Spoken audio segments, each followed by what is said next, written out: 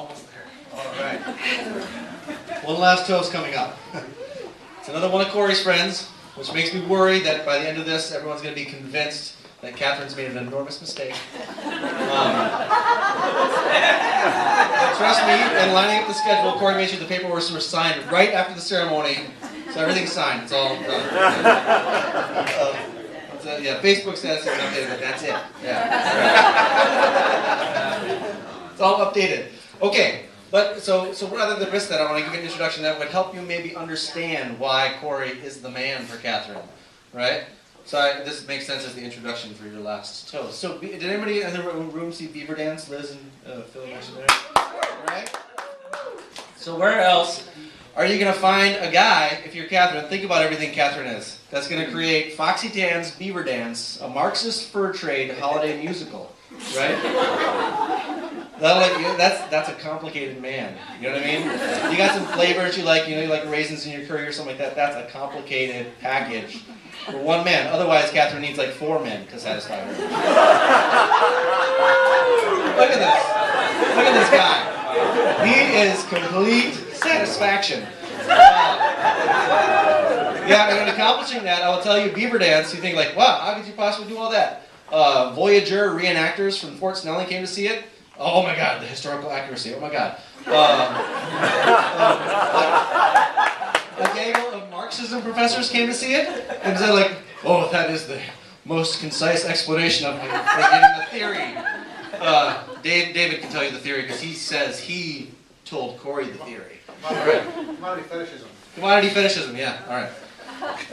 What is the most value added? I don't know, some Marxist thing, I don't know. But it worked. And it was also, of course, a burlesque musical and pleased Bedlam's Vikings fans who really want to like Bedlam but weren't quite sure they could. That's a complicated man. You're not going to find that everywhere. Trust me.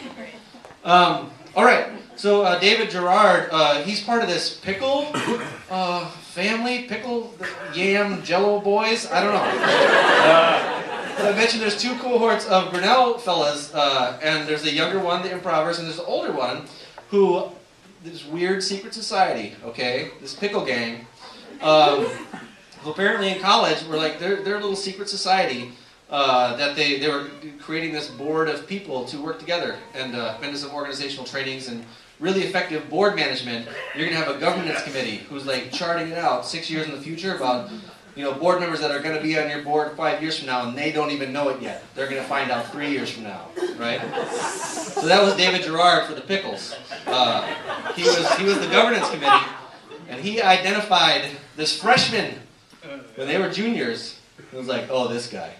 Oh, we need this guy, right? So Corey, months before he knew he was going to be a pickle, you can explain it. I don't know. But for me, I'm his friend for 18 and a half years before I meet these dudes, and it's weird. For Catherine, I'm sure it's hard too. You look at this guy that's in this relationship with this secret society, and they talk on the email like 8 times every day. 18 times? Something like that? They're in constant communication for the last like 22 years, right? I got to meet them opening weekend of Beaver Dance. They all came to town.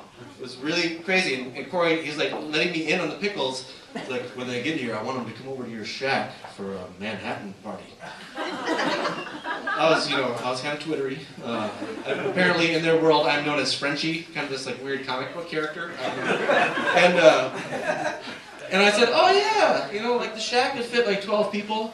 And they showed up, and Corey is the smallest one. The pickles. And all of them was like squeezed by these enormous pickles.